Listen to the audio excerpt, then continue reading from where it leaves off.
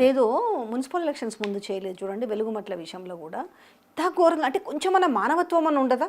సరే ఓకే. నిజంగా అది భూదాన్ కాదు. ఒక గవర్నమెంట్ భూమి అనుకుందాం. మీరు తీసుకోవాలనుకున్నా కూడా వాళ్ళకు టైమో, పాడో వాళ్ళకి లేకపోతే ఏదైనా గవర్నమెంట్ ఆల్టర్నేటివ్ ల్యాండ్ ఇప్పుడు ఇందిరం గృహాలు గవర్నమెంట్లో ల్యాండ్లో కాకపోతే ఇంకా కడతారమ్మా. ఇప్పుడు ల్యాండ్ రెగ్యులేషన్ ఎల్ఆర్ఎస్ ఉంది, బీఆర్ఎస్ ఉన్నాయి. అవన్నీ పొరపాట్లు జరిగిన రెక్టిఫికేషన్కే కదా చేస్తున్న ప్రభుత్వ పథకాలే కదా ఇవి. నువ్వు కాదు కదా ఇన్వెస్ట్ చేసింది. ఈ మూసీ వల్ల రేవంత్ రెడ్డికి ఎలాంటి పేరు రాబోతుంది? మూసీలో కంపు రేవంత్ రెడ్డికి ఇంపుగా ఉంది. రాజకీయాల్లో కంపు పట్టుపోవడం గ్యారెంటీ అతను. ఇది చెప్తున్నాను చూడు, ఓ డిజాస్టర్ అండ్ క్రైసిస్ సిచ్యువేషన్స్లోంచి అట్రిబ్యూట్ చేసుకుని ఆమె క్రైసిస్ మేనేజర్ అని చెప్పుకునే తాపత్రయంలో మొదటిదానికి అది చూడు కొండనాలికి స్కామ్ కనిపిస్తలేదు చూస్తేనేమో. అరే మూసీ ప్రక్షాళన పేరుతోటి ఇప్పుడు మీకు మాట చెప్తానమ్మా, ఇది ఒక ఆర్థిక భాండాగారం.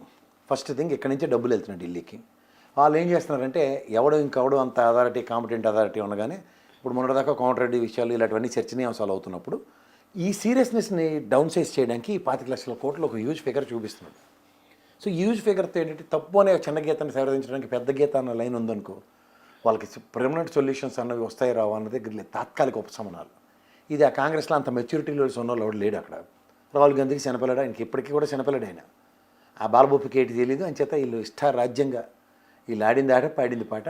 దానితో వీళ్ళకి మాట్లాడే బ్రహ్మాండమైన కమ్యూనికేషన్ స్కిల్స్ ఉంటే ఆ కమ్యూనికేషన్ స్కిల్స్తో వాళ్ళు ఏం కన్విన్స్ చేస్తారో ఏమి ఇస్తామని చెప్తున్నారో నాకు అర్థం కావట్లేదు. ఈ ఫస్ట్ థింగ్ ఇక్కడ భూమి లేని వాడికి భూమి ఇచ్చే కార్యక్రమంతో ప్రస్థానం మొదలైన ఈ కాంగ్రెస్కి ఈ పారాచూట్ కాంగ్రెస్ బ్యాచ్ వచ్చి ఉన్నదాన్ని మొత్తం కోకటవేలు నుంచి పెకలించడానికి వేసుకున్న రాజకీయ ఎత్తుగడ కింద నేను వివరించాలి. ఇది చాలా బాధాకరమైన విషయం. ఒక నివాసితుల ఇల్లులు కూల్చేసి ఆ నివాసితుల ఇల్లునేమో తీసుకెళ్ళి ఒక దగ్గర పుత్తులు పెడతాం గాంధీ గారిది, ఇంకో దగ్గర ఏమో వాళ్ళు ఇష్టం వచ్చినట్టు భూమికి కబ్జాలు చేసుకుంటాం అంటే ఇదేంటి? ఇది నాకు అర్థం కాదు.